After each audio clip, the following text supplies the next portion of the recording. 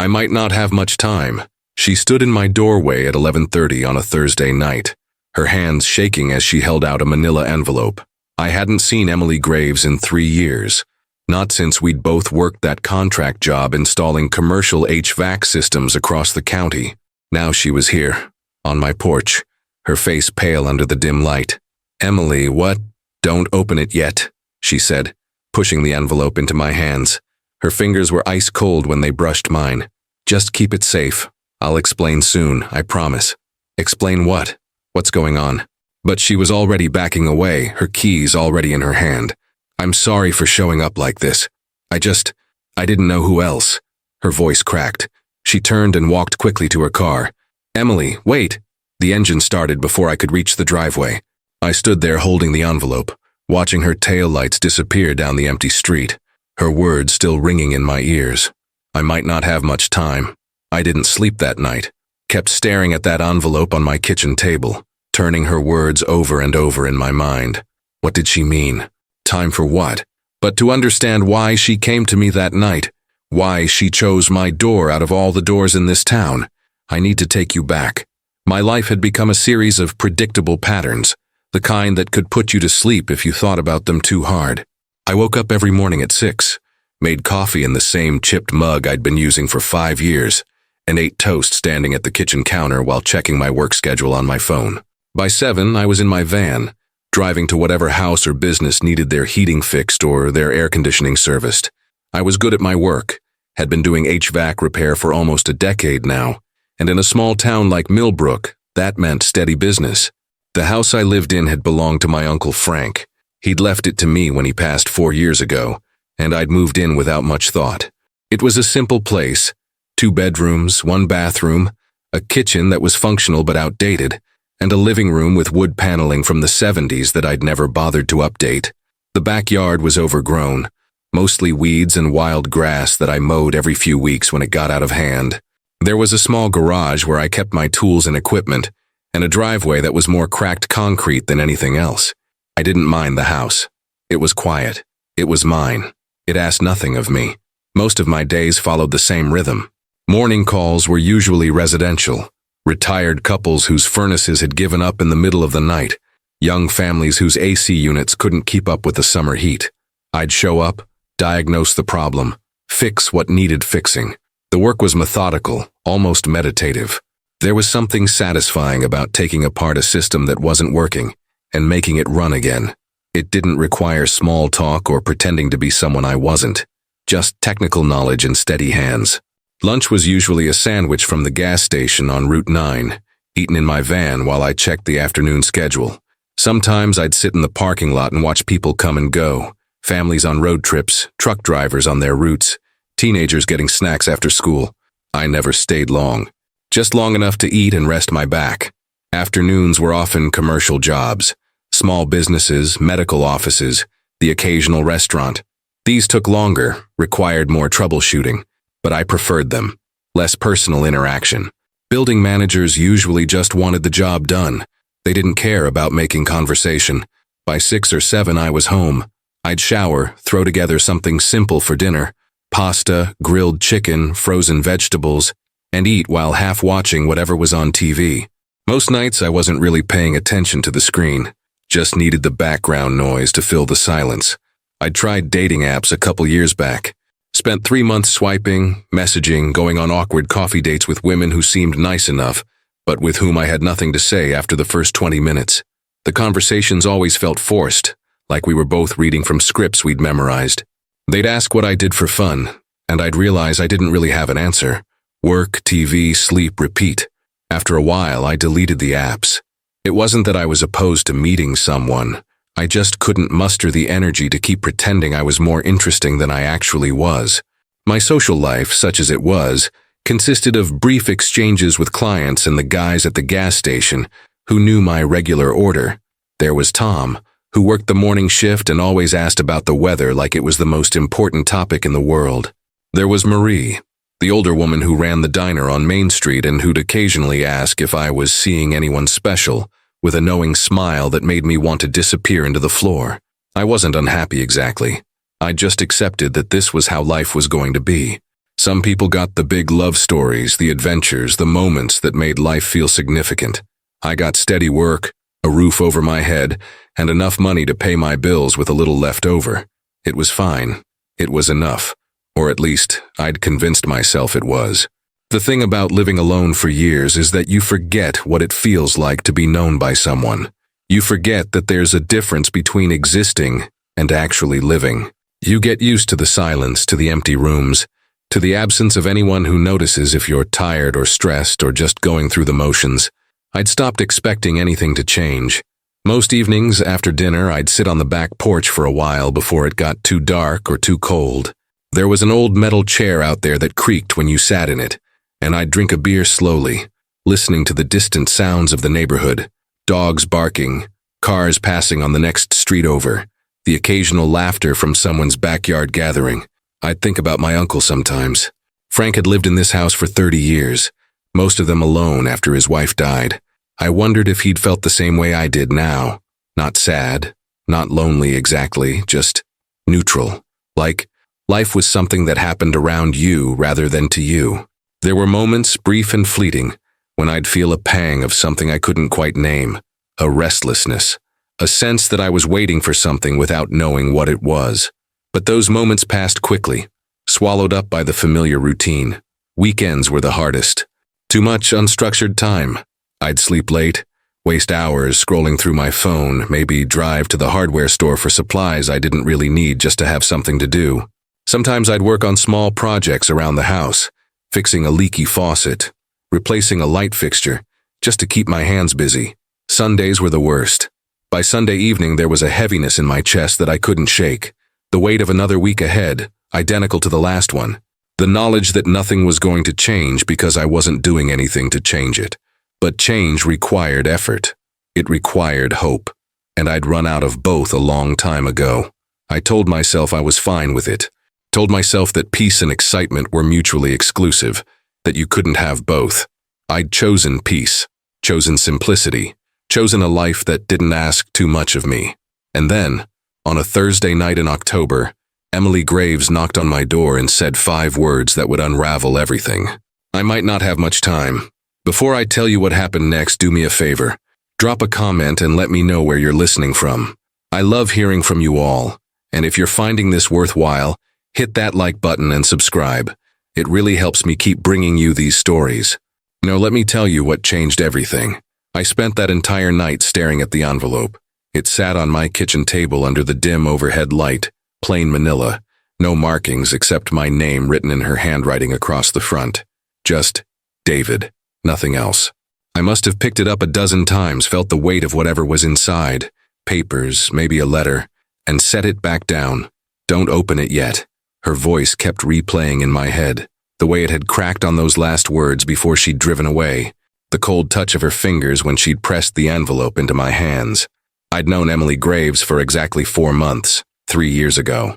We'd both been subcontractors on a commercial renovation project, an old textile mill being converted into mixed-use office space. I was there for the HVAC installation. She was doing something with the electrical systems, though I never fully understood her exact role. She was quiet, kept to herself mostly, but we'd ended up taking our lunch breaks at the same time. Those breaks were the only time she really talked. We'd sit in my van or on the tailgate of her truck, eating sandwiches and drinking coffee from thermoses, and she'd tell me about her freelance design work, how she was only doing the electrical job for steady income while building her portfolio. She was smart, intense in a way that made you pay attention when she spoke. She asked questions that mattered, not small talk, but real things. What did I actually think about my work? Did I ever want something different? When was the last time I felt genuinely excited about anything? I remember being caught off guard by that last one. Nobody asked questions like that in my world. When the project ended, we'd exchanged numbers, said we should grab coffee sometime. But sometime never came. She texted once a few weeks later asking how I was doing. I responded. Then nothing. Life moved on. I figured that's just how those things went. Temporary work friendships that faded as soon as the job was over. And now she was back, 3 years later, showing up at my door past 11 at night looking like she'd seen a ghost. I might not have much time. I tried to sleep around 2 in the morning, gave up by 3. made more coffee, sat on the porch in the cold October air and watched the empty street. Millbrook was the kind of town where nothing happened after 9 p.m. The silence was total, except for the wind moving through the trees. What had she meant? Was she sick, in some kind of trouble, and why come to me? We'd known each other for 4 months, 3 years ago. We'd had nice conversations, sure, but I wouldn't have called us close. There had to be people in her life who made more sense. Family, real friends, someone she'd kept in touch with, unless there weren't. I remembered something she'd said once near the end of that project. We'd been sitting in my van during a rainstorm, waiting for it to pass so we could get back to work. She'd been quiet for a long time, just watching the water run down the windshield, and then she'd said, almost to herself, "Do you ever feel like you're playing a role? Like everyone expects you to be a certain person, and you've been doing it for so long, you don't remember who you actually are?" I hadn't known what to say to that. Still didn't. By Friday morning I was exhausted, running on coffee and adrenaline. I had 3 service calls scheduled: a busted water heater, a furnace making strange noises, and a commercial refrigeration unit that was on the fritz. I went through the motions, did the work, tried not to think about the envelope sitting on my kitchen table, but I couldn't stop thinking about it. Between the second and third call, sitting in my van in a grocery store parking lot, I tried calling her. It rang 4 times and went to voicemail. I hung up without leaving a message. Tried again an hour later. Same result. Saturday morning, she finally called back. "David." Her voice was steady, but I could hear the exhaustion underneath it. "I'm sorry, I know I owe you an explanation." "You don't owe me anything," I said, which was true and not true at the same time. "But I'd like to understand what's going on. Are you okay?" There was a long pause. I could hear her breathing on the other end of the line. "Can I come over?" she asked finally. "I'll explain everything. I need to do it in person." "Of course, when?" "Today, this afternoon, around 2? I'll be here." She showed up at exactly 2 o'clock. I watched through the front window as she parked her car, sat there for a moment with her hands on the steering wheel, took a deep breath, and got out. When I opened the door, she looked different than she had Thursday night. Less frantic, more composed. But there were shadows under her eyes that hadn't been there before, and she held herself carefully, like she was afraid of breaking. "Thanks for seeing me," she said. "Come in." I made coffee. We sat at the kitchen table, the envelope still there between us, and for a minute neither of us spoke. She wrapped her hands around the mug like she was trying to warm them, even though the house wasn't cold. "I had a seizure," she said finally. 2 months ago, I was at home, working, and I just collapsed. Woke up in the hospital with doctors telling me I needed to see a neurologist immediately. My stomach dropped. "Emily, they found something," she continued, her voice steady but quiet. "A tumor. Benign, they think, but it's in a complicated spot. They've started treatment, medication, monitoring, but they don't know how long it'll take or if it'll work completely. Surgery's an option if the medication doesn't shrink it, but that comes with its own risks." I didn't know what to say. What do you say to something like that? "I'm not dying," she said, reading my expression. "That's not what I meant Thursday night.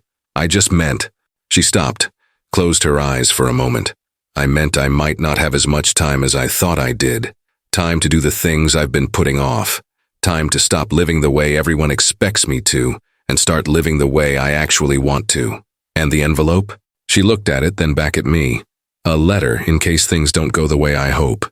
In case the medication doesn't work and I have to do surgery and something goes wrong. I wanted someone to know that I tried, that I didn't just give up and let life happen to me." "Why me?" The question came out before I could stop it. She met my eyes. "Because you're the only person I've ever met who didn't try to fix me or tell me what I should do. Those 4 months we worked together, those lunch breaks, were the only time I felt like I could just be myself without performing, without pretending to have it all together." She paused. "And because I trust you." I know that sounds strange considering we haven't talked in years, but it's true. I stared at her. This woman who'd appeared in my life briefly 3 years ago and had apparently been carrying that time with her all this while. "What do you need?" I asked. "Honestly?" She laughed, but it was shaky. "I don't know. I just know that I'm tired of being scared alone. I'm tired of everyone treating me like I'm fragile. My family, they mean well, but all they do is hover and worry and tell me to rest. My friends don't know what to say, so they've mostly stopped calling. And she stopped, swallowed hard. I just want to be around someone who lets me be normal, even if it's just for a little while. I looked at this woman sitting at my kitchen table, asking for the simplest thing in the world, and probably the hardest to find. Someone to just be present with her. No fixing, no saving, just presence. Okay, I said. She blinked. Okay? Yeah, okay. The first week we met for coffee 3 times. Nothing elaborate, just the diner on Main Street, the one with the cracked vinyl booths and the waitress who'd worked there for 30 years. Emily would show up with her laptop bag, order black coffee and whatever pastry looked least stale, and we'd sit across from each other making small talk that gradually became real talk. She told me about her work, freelance graphic design, mostly branding for small businesses and startups. She liked the creative control, but hated the inconsistency, the constant hustle for new clients, the way people expected her to work miracles on impossible deadlines for budgets that barely covered her rent. I have a client right now who wants a complete brand identity, logo, color palette, website mock-ups, social media templates, and their budget is $800, she said, stirring her coffee with more force than necessary. $800 for work that should cost $5,000 minimum. And when I told them that, they acted like I was trying to rob them. Why'd you take it? She shrugged. Because rent's due in 2 weeks and I can't afford to say no. I understood that. The feast or famine nature of self-employment. The way you sometimes had to take jobs that undervalued you just to keep the lights on. What would you do if money wasn't an issue? I asked. She paused, her cup halfway to her lips. No one's ever asked me that before. Really? Really? Everyone just assumes I'm doing what I want to be doing because I chose freelancing. She set her cup down. If money wasn't an issue, I'd probably do more personal projects, art for art's sake. Maybe take a class in something completely unrelated to design, pottery or woodworking or something that forces me to use my hands in a different way. Why don't you? Because I'm too busy surviving to actually live. She said it matter-of-factly, without self-pity, like it was just an observable truth. I nodded. I knew exactly what she meant. By the second week, she started coming over to the house. It happened naturally. We'd planned to meet for coffee on a Tuesday afternoon, but I had an emergency call. A restaurant's walk-in freezer had died overnight, and they were losing thousands of dollars in food. I texted her apologizing, saying I'd have to reschedule. She texted back, "No worries, want company while you work?" I almost said no. I wasn't used to having people around while I worked, but something made me say yes. She showed up at the restaurant in jeans and an old sweatshirt, laptop bag over her shoulder, and just existed nearby while I diagnosed the problem. She sat at one of the tables working on her own stuff, occasionally looking up to ask questions about what I was doing. Is it fixable? Yeah. Compressor's shot, but I can replace it. How long? Couple hours. Cool, I'll be here.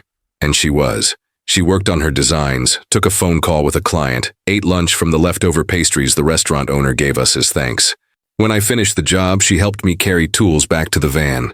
That was nice, she said as we drove back toward my place. Watching me replace a compressor, being around someone without having to perform, just coexisting. After that, it became a pattern. She'd come over to the house while I did paperwork or small repairs.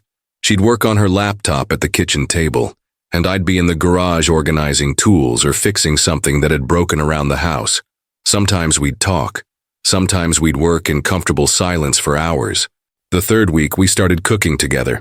It started because I mentioned I was terrible at it, lived mostly on pasta and frozen vegetables, and she laughed and said she wasn't much better, but at least knew how to follow a recipe.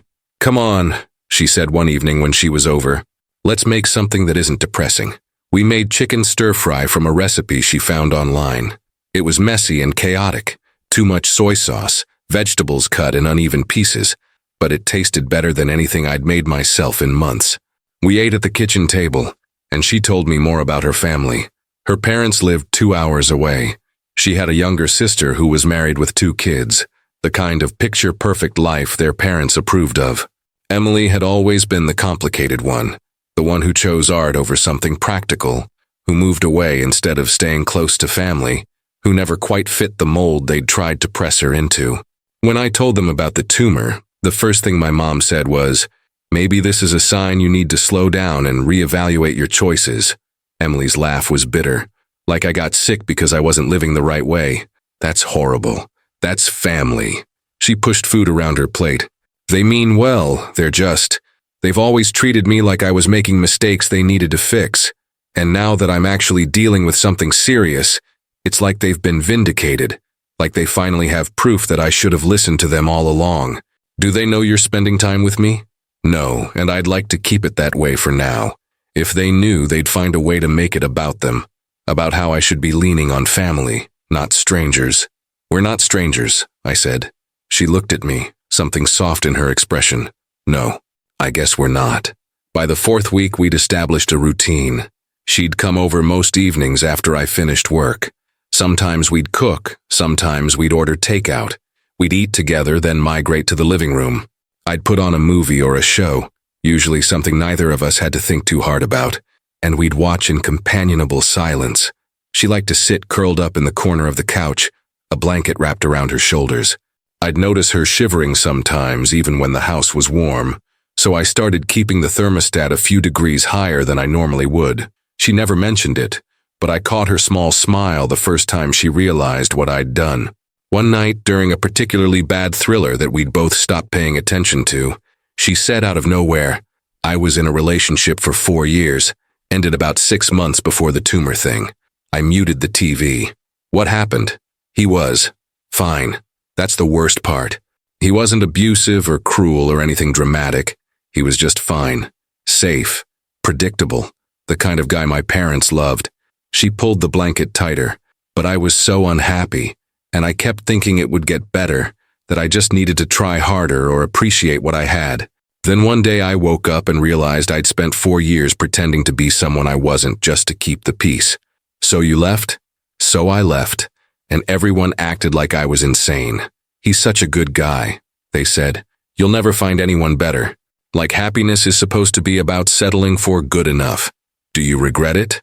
"No," she said it firmly. "I regret staying as long as I did. I regret all the time I wasted being what he needed instead of who I was." She paused. "But I don't regret leaving." I understood that too. The weight of other people's expectations. The exhaustion of performing a role that was never yours to begin with. "For what it's worth," I said, "I think you made the right choice." She turned to look at me. Yeah. Week 5 brought the first real conversation about her health. We were on the back porch. She'd started joining me for my evening beer, though she drank tea instead, and she'd been quiet for a long time. Not the comfortable silence we'd gotten used to, but something heavier. "I have another MRI next week," she said finally, "to see if the medication's working. How do you feel about it?" Terrified. She wrapped both hands around her mug. The logical part of my brain knows the odds are good. Benign tumor, caught early, responsive to treatment. But the illogical part keeps thinking about all the ways it could go wrong. Surgery complications, permanent damage, being dependent on other people for basic things.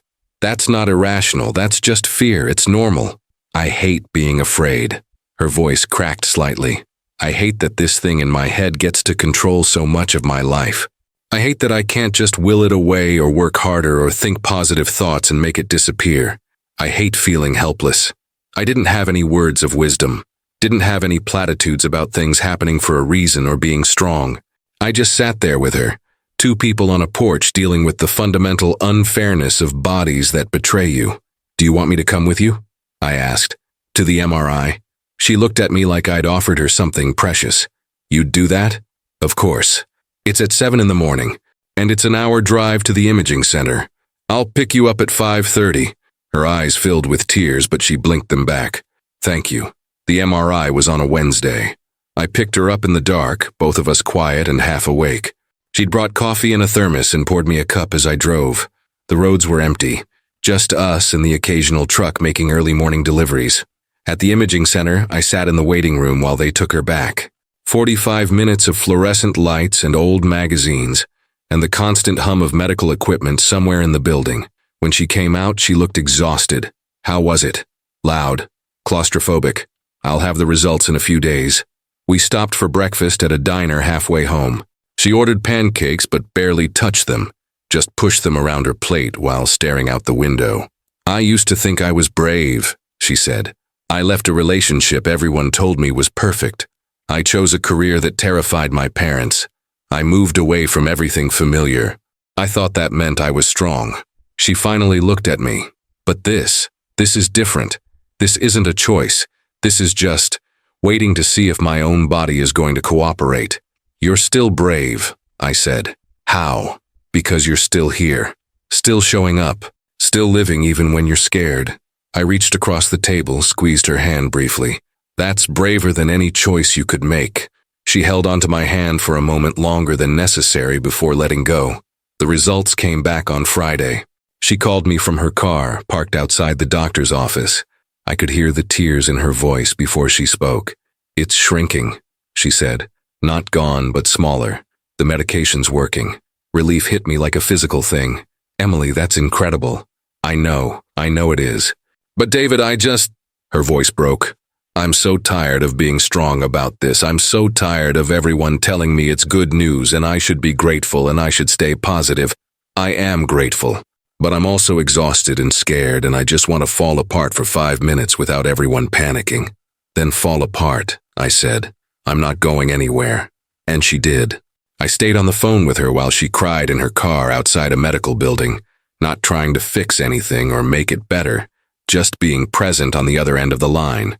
When she finally went quiet, her breathing evening out, she said, "Can I come over?" "Always." She showed up an hour later with red eyes and a bag of Chinese takeout.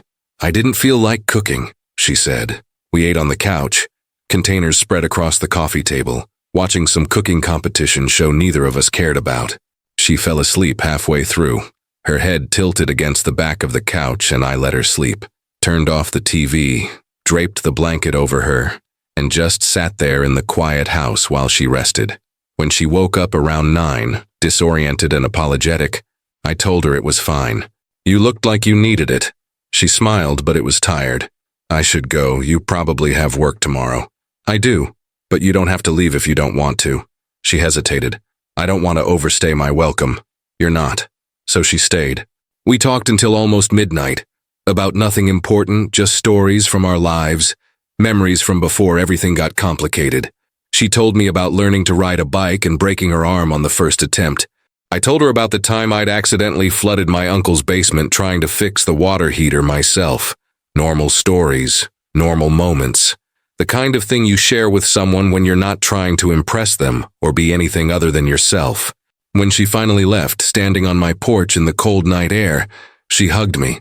It surprised me. We'd never been physically affectionate before, but it felt natural. "Thank you," she said into my shoulder. "For what?"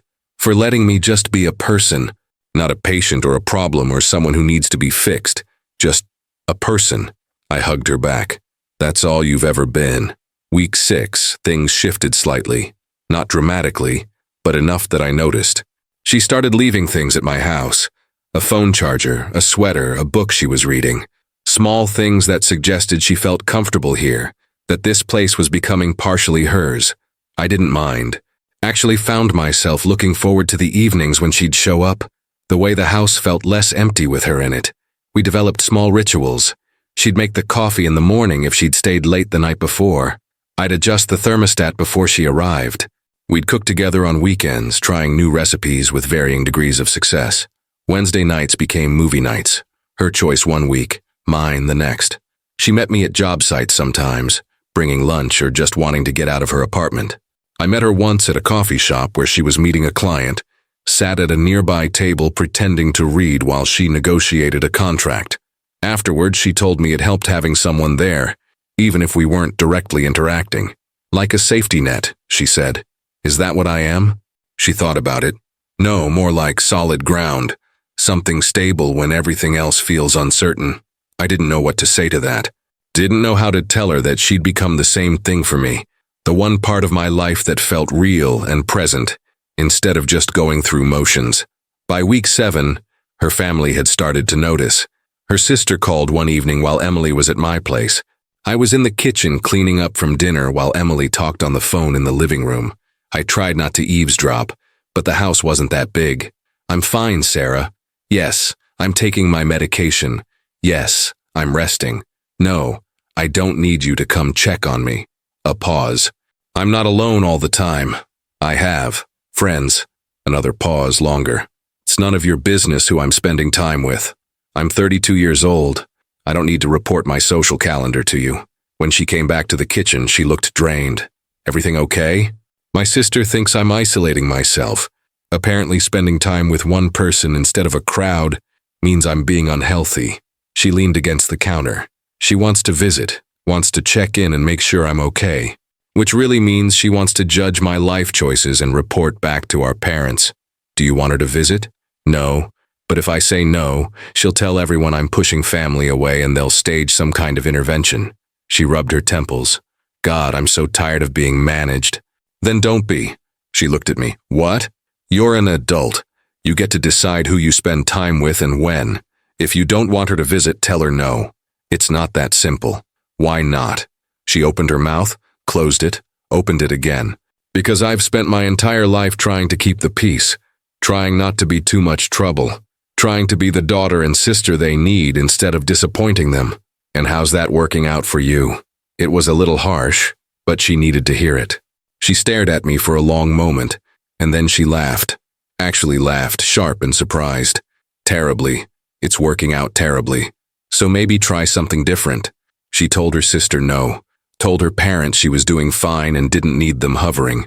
Told them all in her own way that she was making choices for herself, and they needed to respect that.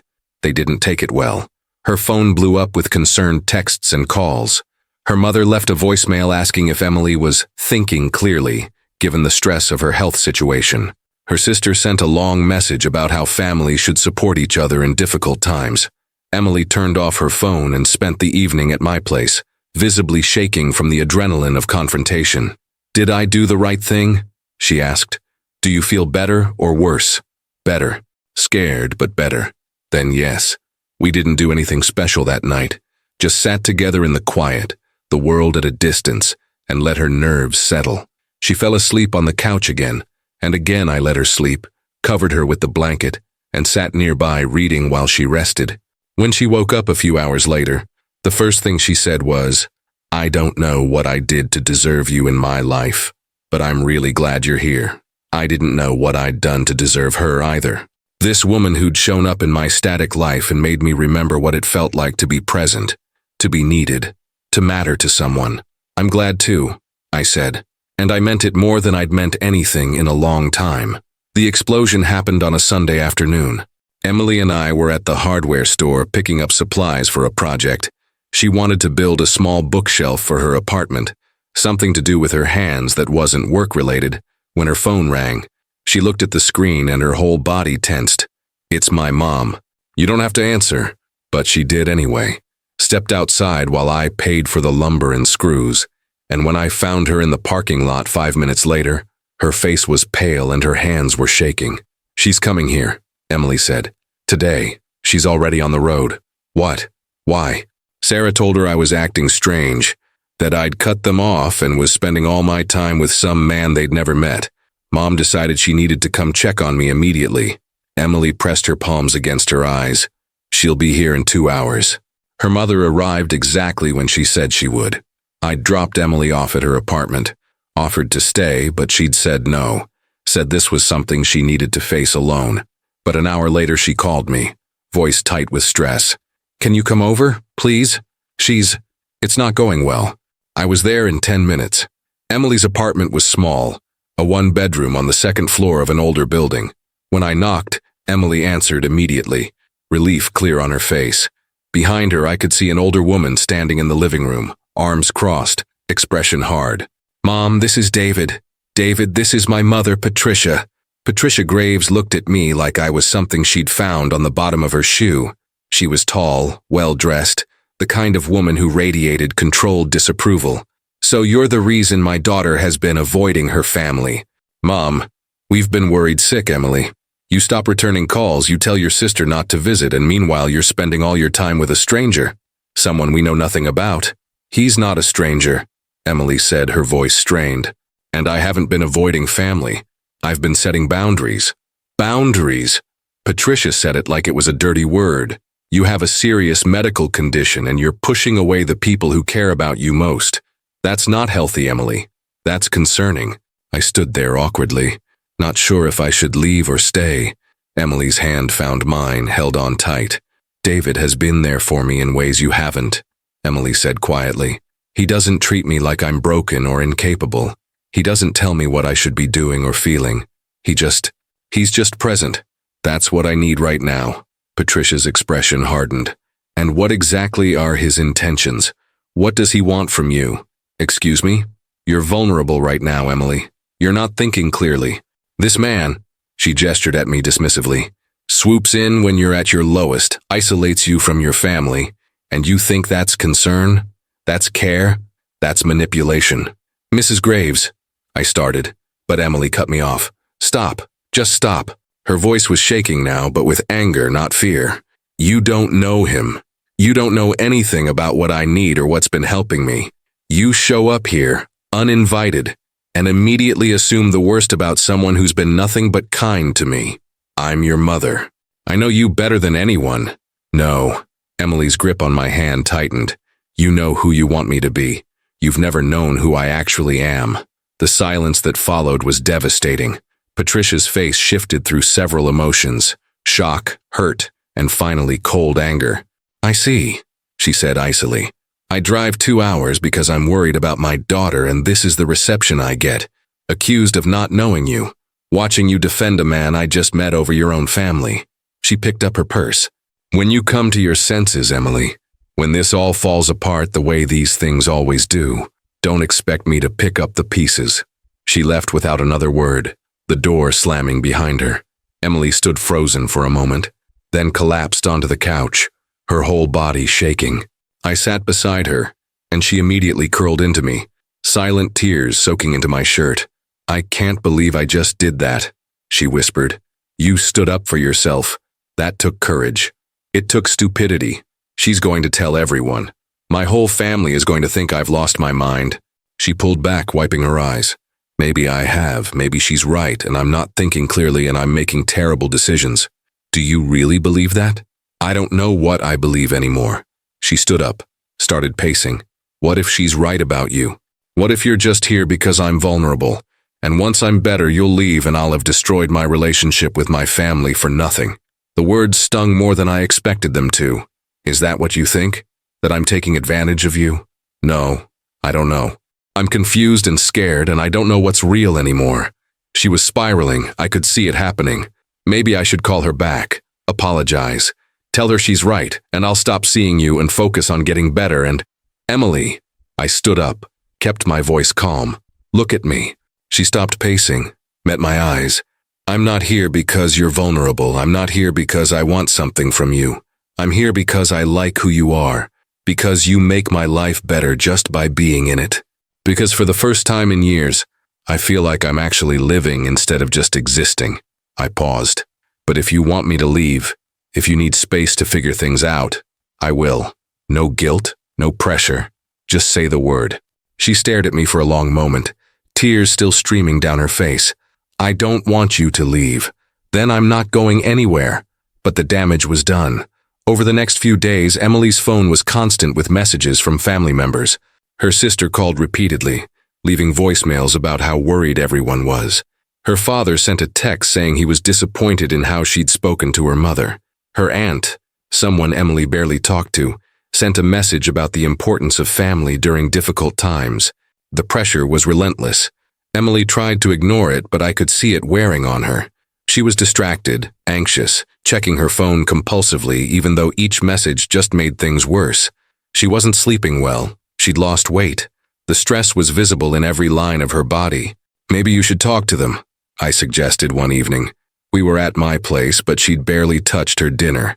Not to apologize, but to explain, so they understand where you're coming from.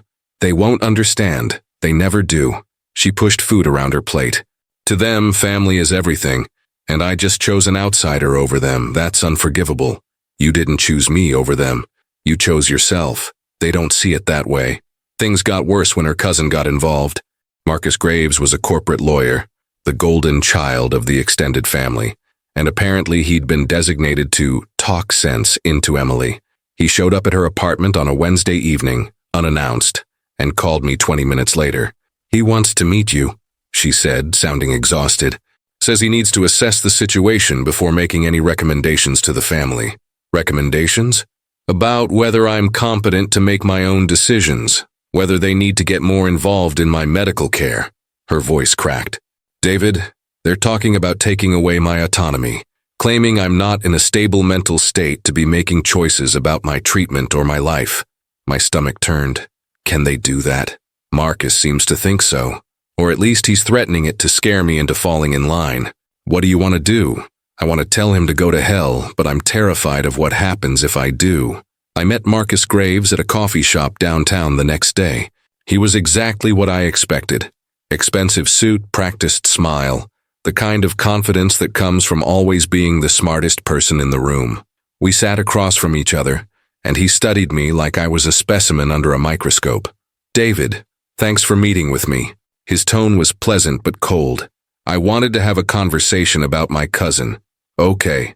Emily is going through a very difficult time. Health crisis, stress, uncertainty about her future. She's vulnerable, suggestible, not necessarily thinking clearly. She seems pretty clear to me." "Does she?" He leaned forward. "Because from where the family's sitting, she's completely changed.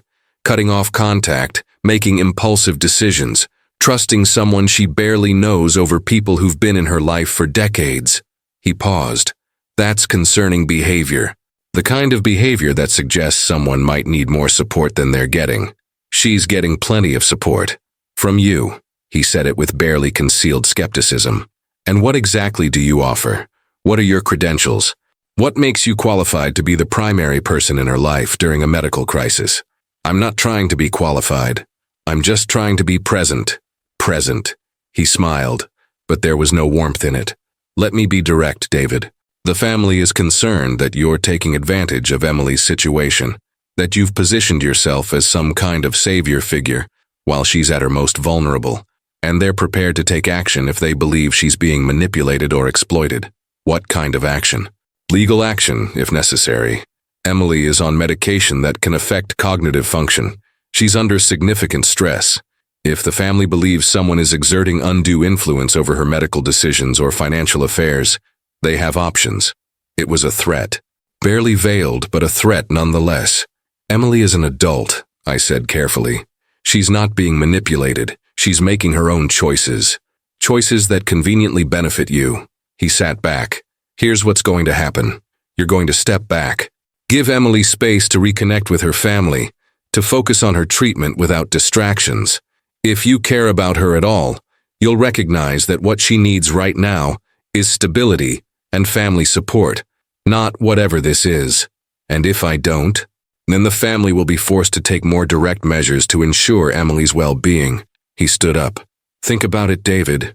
Really think about whether you're helping her or just making an already difficult situation worse."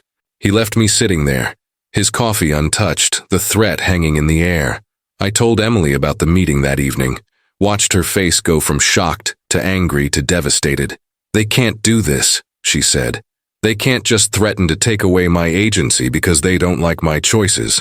Marcus seems to think they can." She paced her apartment, hands shaking. "This is insane. I'm taking my medication. I'm going to all my appointments. I'm functioning perfectly well. But because I'm not doing what they want, suddenly I'm incompetent? What do you want to do?" She stopped pacing, looked at me with exhausted eyes. "I don't know. I'm so tired, David. I'm tired of fighting, tired of defending myself, tired of having to justify every choice I make." She sat down heavily. "Maybe it would be easier to just give them what they want. Stop seeing you, move back closer to family. Let them micromanage my life. At least then they'd leave me alone." The words felt like a punch to the chest, but I kept my voice steady. "Is that what you want?" "No, but I don't know how much more of this I can take."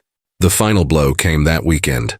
Emily had another doctor's appointment, routine follow-up checking medication levels.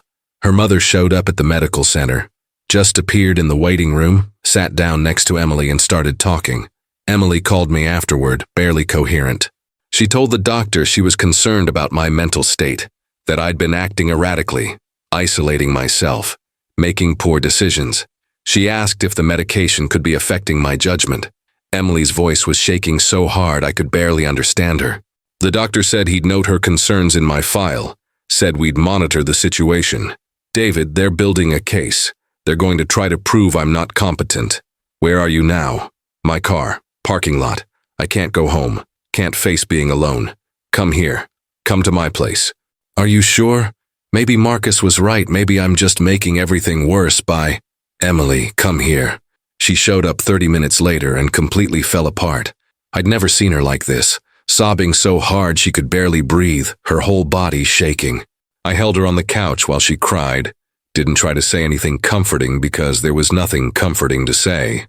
Her family was weaponizing her illness against her, using her vulnerability as evidence that she couldn't be trusted to make her own decisions. When she finally calmed down enough to speak, her voice was hollow. I think I need to end this, she whispered. Us. Whatever this is, it's causing too many problems, hurting too many people. It's not hurting anyone. They're choosing to be hurt because you're not doing what they want. But what if they're right? What if I am being stupid and impulsive and I'm going to regret all of this? Do you regret it? Right now, in this moment, do you regret the time we've spent together? She was quiet for a long time. No. Then that's your answer. But what if... Stop. I pulled back so I could look at her face. Stop letting other people tell you what you should feel. Stop second-guessing yourself because they've convinced you that you can't trust your own judgment. You're not incompetent. You're not irrational. You're just someone trying to live your life in a way that makes sense to you, and they hate that because it means they can't control you. Tears streamed down her face. I'm so scared. I know. What if I lose everything? My family, my support system, everything. Then you'll build something new, something that's actually yours. I took her hands. But Emily, that's your choice to make. Not mine, not theirs. Yours. And whatever you decide, I'll respect it. If you need to step back, reconnect with your family, do what they're asking, I'll understand. I'll hate it, but I'll understand. She looked at me with red, swollen eyes. Do you want me to do that? What I want doesn't matter. What do you want? She closed her eyes, took a shaky breath. When she opened them again, there was something different there. Something harder. I want to stop being afraid of my own family. I want to stop giving them power over my life. I want... She paused. I want to choose myself, even if it's scary, even if it means losing people I thought I needed. Are you sure? No, but I'm doing it anyway. She sent a message to her family that night. Short, clear, non-negotiable. I'm an adult. I'm making my own decisions about my health and my life. If you can't respect that, we need distance. I love you all, but I need you to step back. The response was immediate and brutal. Her mother called her selfish. Her sister said she was breaking their hearts. Marcus sent a formal-sounding message about how the family would be monitoring the situation and prepared to intervene if necessary. Emily turned off her phone and curled up on my couch, exhausted beyond measure. Did I just destroy my whole family? She asked quietly. No, you just set boundaries. If they can't handle that, that's on them, not you. She was quiet for a long time. Then, I don't want to go home tonight. Then don't. Stay here. Are you sure? I'm sure. She fell asleep there on my couch, while I sat nearby and tried not to think about what came next, about whether her family would actually try to take legal action, about whether Emily would eventually crack under the pressure and decide I wasn't worth all this pain, about whether I was strong enough to let her go if that's what she needed. But for now, she was here, safe, resting, and that would have to be enough. Emily stayed at my place for 3 days, not because I asked her to, but because she couldn't face going back to her apartment, couldn't face the silence and the weight of what she'd done, and the messages that kept piling up on her turned-off phone. She slept on the couch the first night, but by the second night she'd migrated to the guest bedroom. I gave her space, didn't push for conversation, just made sure there was coffee in the morning and food when she was hungry. On the third day, she finally turned her phone back on. I was in the garage organizing tools when I heard her cry out. By the time I got inside, she was sitting on the kitchen floor, phone clutched in her hand, her whole body shaking. Emily, 47 messages, she said, her voice barely above a whisper. 47 messages in 3 days. Most of them from my mom and sister, some from relatives I haven't talked to in years. She looked up at me with hollow eyes. They're saying I'm having a mental breakdown, that the tumor is affecting my brain, that someone needs to get me help before I do something I can't take back. I sat down on the floor beside her. What do you think? I think I'm exhausted. I think I've spent 3 days hiding in your house because I'm too afraid to face my own life. She wiped her eyes.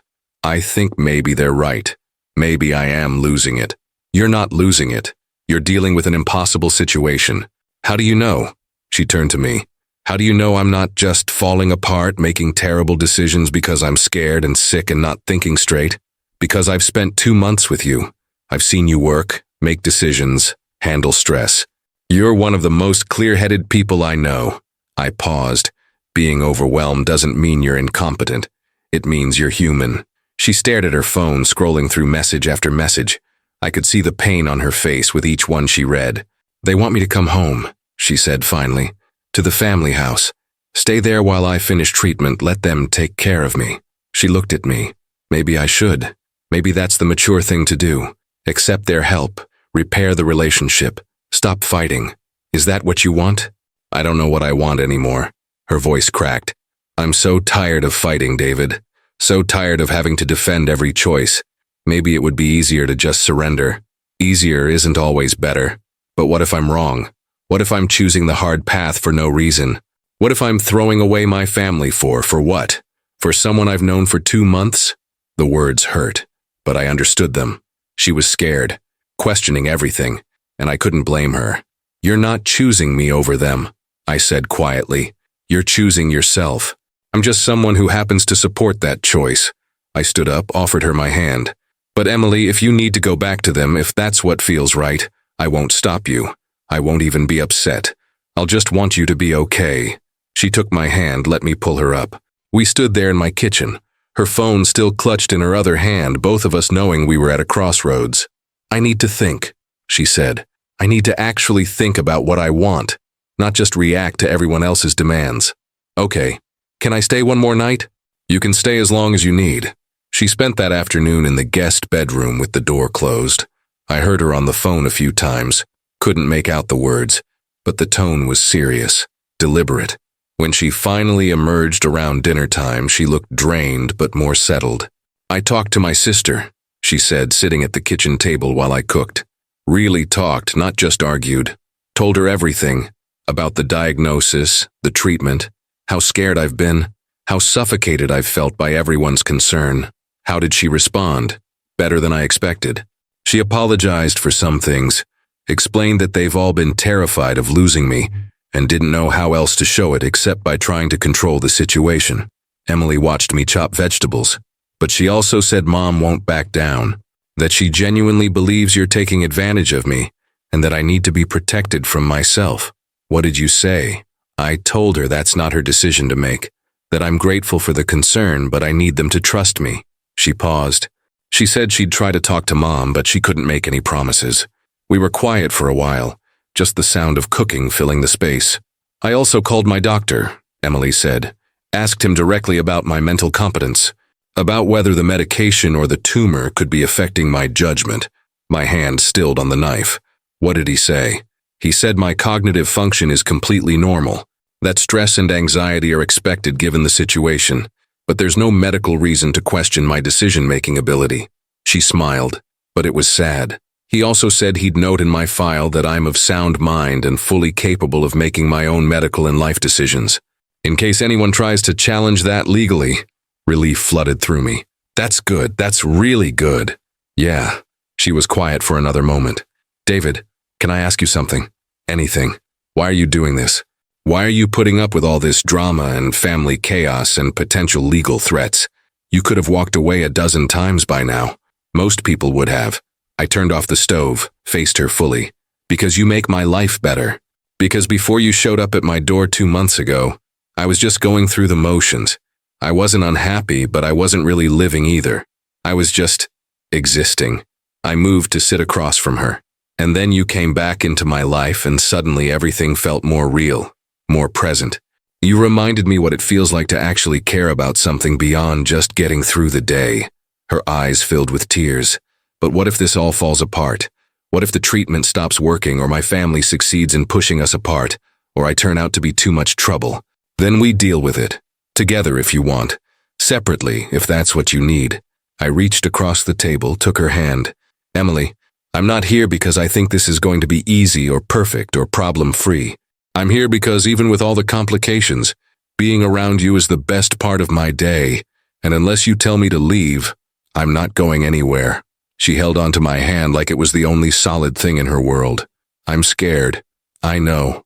Not just of my family or the tumor or the uncertainty. I'm scared of this, of caring about someone this much after such a short time, of trusting that this is real and not just some stress-induced delusion. What does it feel like? I asked. When you're here, when we're together, what does it actually feel like? She thought about it, really considered the question. Safe. It feels safe, like I can finally stop performing and just be. She wiped her eyes. Like I can breathe. That's not a delusion. That's just what it feels like when you're with someone who accepts you as you are. Is that what you do? Accept me? Yes, all of you. The scared parts, the angry parts, the parts that are still figuring things out. All of it. She started crying then. Not the desperate, panicked tears from before, but something quieter, something that felt like release. I don't want to go back to my family, she said through the tears. I don't want to let them convince me I'm broken or incompetent or making mistakes. I don't want to spend whatever time I have left trying to be who they need me to be. She looked at me with red eyes. I want to stay here, not forever, not in some dramatic way. Just, I want to be here, with you. In this quiet, simple life where I don't have to explain myself or justify my choices. Then stay, even if my family never accepts it, even if they keep pushing and threatening and making everything complicated. Even then, I squeezed her hand. Emily, I can't promise this will be easy. I can't promise your family will come around or that everything will work out perfectly. But I can promise that I'm here, that I'm choosing to be here, and that's not going to change just because things get hard. She stood up, came around the table and wrapped her arms around me. I held her while she cried into my shoulder, her whole body finally relaxing like she'd been holding tension for months and was just now letting it go. I'm choosing to stay, she whispered. I'm choosing this. I'm choosing you. I'm choosing myself. Okay. Is that enough? Just okay? I pulled back so I could see her face. What else do you need me to say? I don't know, something profound, something that makes this moment feel as significant as it is? It's already significant. You just chose yourself over everything you've ever known. That's one of the bravest things I've ever seen. I brushed tears off her cheeks, and I'm honored that I get to be part of what comes next. She kissed me then. Not frantically or desperately, but soft and certain, like she was making a choice with her whole body, not just her words. When we pulled apart, she rested her forehead against mine. What happens now? She asked. Now we have dinner. Then maybe we watch something mindless on TV. Then we go to sleep and wake up tomorrow and do it all again. That's it? That's the grand plan? That's it. One day at a time. Nothing dramatic, just showing up. She smiled. The first real smile I'd seen from her in days. I can do that. I know you can. We ate dinner together at the kitchen table, and it felt different somehow, lighter, like a decision had been made and the weight of uncertainty had lifted, even if just temporarily. After dinner, she helped me clean up, and we moved to the living room.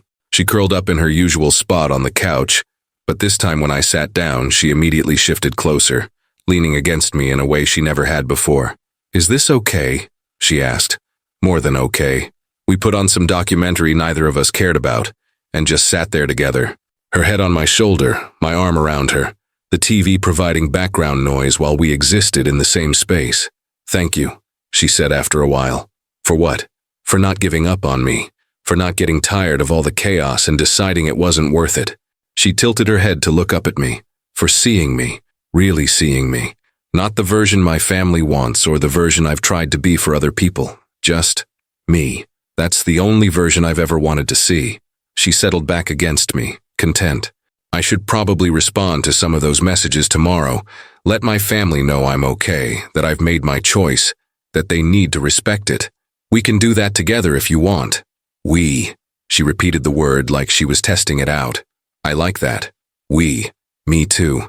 Later that night, when she was getting ready for bed in the guest room, she paused at the doorway.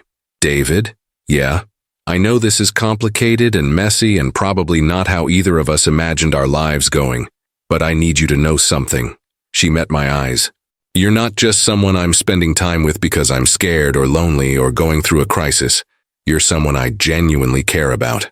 Someone I choose, not because you're convenient or safe, but because you're you. I didn't have words for what that meant to me.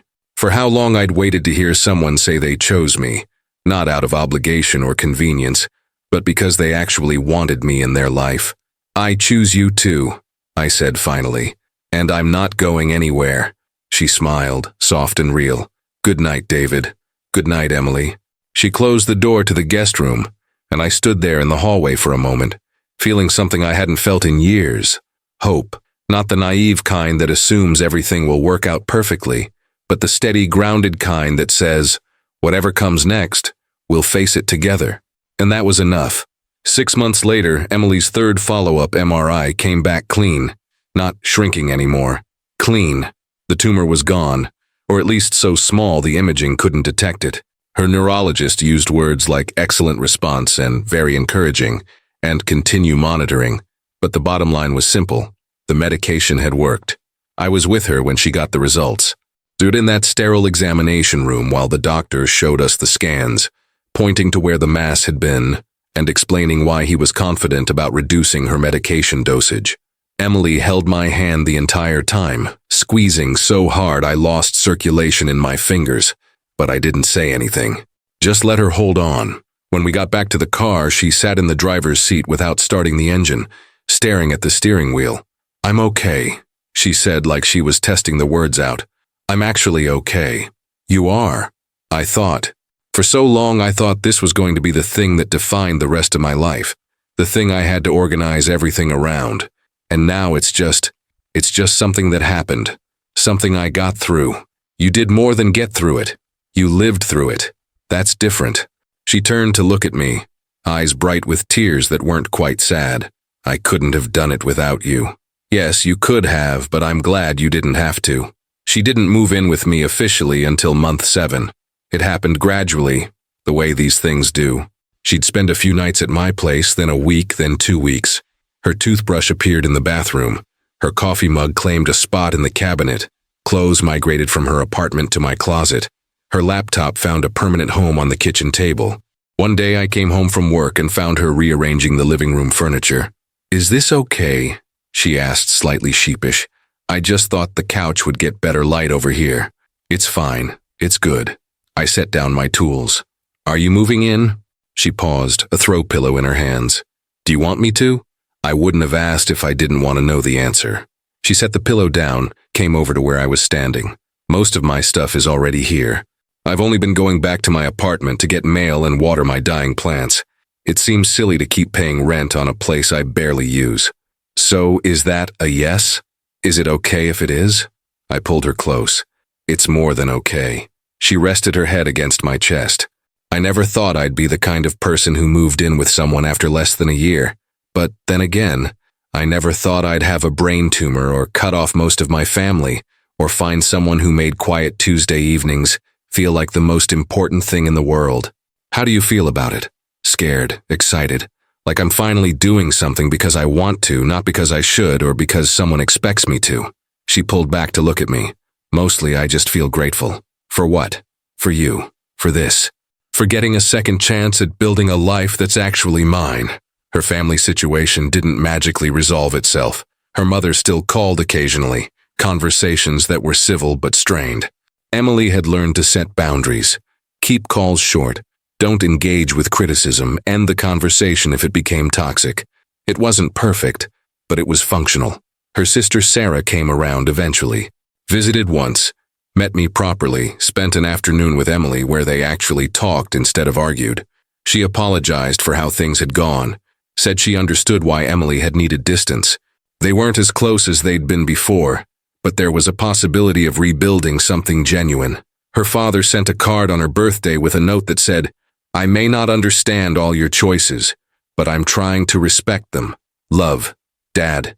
It wasn't much, but Emily cried when she read it. Marcus never apologized, but he did stop threatening legal action. Emily suspected Sarah had something to do with that. Some relationships in her extended family were permanently damaged. Cousins who'd sided with her mother stopped reaching out. Aunts and uncles who'd called her selfish during the crisis never acknowledged they'd been wrong. Emily learned to accept that some bridges once burned couldn't be rebuilt. "It hurts less than I expected," she told me one evening. We were on the back porch, the spot that had become our default place for serious conversations. I thought losing family would feel like losing limbs, but mostly it just feels like relief. Like I finally stopped carrying weight that was never mine to carry. Do you regret it? Any of it? Setting boundaries? Choosing myself? No. She sipped her tea. I regret that it had to happen the way it did. I wish they could have just respected my choices without all the drama. But I don't regret the outcome. Work settled into a new rhythm too. Emily's design business picked up after she recovered. Word of mouth brought better clients. Projects that actually paid what they were worth. She was more selective now about who she worked with, willing to turn down jobs that didn't feel right. She'd learned that lesson the hard way. Life was too short to spend it doing work that drained you for people who didn't value you. She converted my garage into a small studio space. Nothing fancy, just a desk, good lighting, a comfortable chair, and walls where she could pin inspiration. Didn't mind. I liked having her nearby while I did paperwork or small repairs.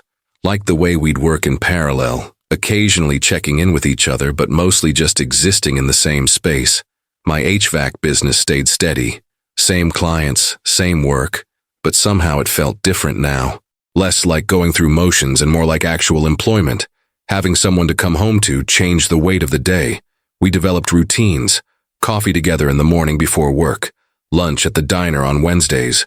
Grocery shopping on Saturday mornings. Sunday evenings on the back porch. Talking or not talking. Just being present with each other. Nothing dramatic. Nothing Instagram-worthy. Just life. Shared and simple. About 8 months in, Emily brought up the envelope. We were cleaning out the hall closet. One of those weekend projects that wasn't urgent but needed doing eventually. When she found it. Still sealed. My name written across the front in her handwriting. "I forgot about this," she said, holding it carefully. "You want me to open it now?" She thought about it. "Do you want to?" "I don't need to. You're here. That's what matters. Me. But aren't you curious about what I wrote?" Honestly, I was. But I was also afraid. Afraid that reading words written by someone who thought they might die would somehow change the reality of who she was now. "What do you want me to do with it?" I asked. She turned the envelope over in her hands. I think I want you to keep it, unopened. Not because I'm superstitious, but because..." She paused, searching for words. "Because that letter was written by someone who was terrified and alone, and didn't know if she'd make it through. And I'm not that person anymore. I don't want that fear to have the last word." "Okay, so we keep it closed. Would that bother you, never knowing?" "No, because I know what matters, that you're here, that you fought through the fear, that you chose to build something instead of surrendering to it." I took the envelope from her, put it back on the closet shelf. "The rest is just words written by someone you used to be." She wrapped her arms around me, tight. How did I get so lucky? I ask myself the same question every day. A year after that first night when she'd shown up at my door, we had people over for dinner. Not her family. That was still too complicated. But her friend Rachel, someone she'd reconnected with after the health crisis. And Tom from the gas station, who'd somehow become an actual friend over countless morning coffee exchanges. And Sarah, who'd driven up for the evening with her husband. It was small, casual. Pasta I'd made following Emily's instructions. Salad from a bag, bread from the bakery on Main Street. Nothing fancy. But Emily had lit candles and put out nice plates, and there was something ceremonial about it even in its simplicity. "This place looks different," Sarah said, looking around the living room. "Warmer." "Emily's influence," I said. "Our influence," Emily corrected, squeezing my hand. "We did this together." Dinner conversation was easy. Work stories, local gossip, Rachel's dating disasters. But there was a moment while we were clearing plates and Sarah and I were alone in the kitchen, when she said quietly, "Thank you for being there for her when the rest of us couldn't figure out how. I didn't do anything special. You did though, you just showed up, let her be herself. That's rarer than you think." She handed me a dish to dry. I'm sorry for how things went, for not standing up for her more. You're here now. That's what matters. When everyone left and the house was quiet again, Emily and I ended up in our usual spot, the back porch, coffee mugs in hand, watching the last light fade from the sky. That was nice, she said. Having people here, making new memories in this space. Yeah, it was. Do you ever think about the future? She asked. Like where this is all going. Sometimes, but mostly I just think about now, about how good now is. She smiled. That's very zen of you. I'm a zen master. Didn't you know? She laughed, the sound easy and genuine. What about you? Do you ever think about the future? All the time, but not in a planning way. More in a hoping way, hoping we get to keep doing this, hoping the medical stuff stays good, hoping we keep building this quiet life that's ours. That's all you hope for, quiet? Quiet with you. Yeah, that's everything. We sat in comfortable silence for a while, and I thought about how far we'd both come. Emily, from that terrified woman who'd shown up at my door thinking she might not have much time. Me, from someone just going through the motions, waiting for nothing in particular. Hey, David? Yeah? I'm glad I came to your door that night. I'm glad I was brave enough to ask for what I needed. I'm glad you said yes. Me too. And just so you know, she reached over, took my hand. I'm planning on being around for a long time. The tumor's gone, the doctors are optimistic, and I have way too much life left to live with you. Good, because I'm not planning on going anywhere either. She leaned her head on my shoulder, and we stayed like that until it got too cold to stay outside. Until we had to go in, turn on the lights, start thinking about tomorrow's work and next week's appointments and all the mundane details that make up a shared life. But before we went inside, she said one more thing. This is enough, you know. This quiet life, this simple routine. It's more than enough. It's everything. And standing there on that porch with her, I realized she was right. This was everything. Not because it was perfect or dramatic or looked good from the outside, but because it was real, because it was ours. Because every morning I woke up next to someone who'd chosen me, and every evening I came home to someone I'd chosen back. The tumor was gone. The family drama had faded into background noise. The threats and fears and uncertainties had been faced and survived. What remained was simple. Two people who'd found each other when they both needed finding. Two people who'd built something quiet and steady in a world that kept trying to make everything complicated. Two people who'd learned that love didn't have to be grand gestures or perfect moments. Sometimes it was just showing up, being present, making coffee the way the other person liked it, adjusting the thermostat, sitting together in comfortable silence at the end of a long day. Sometimes love was just this, choosing each other, one ordinary day at a time, and that was more than enough. That was everything.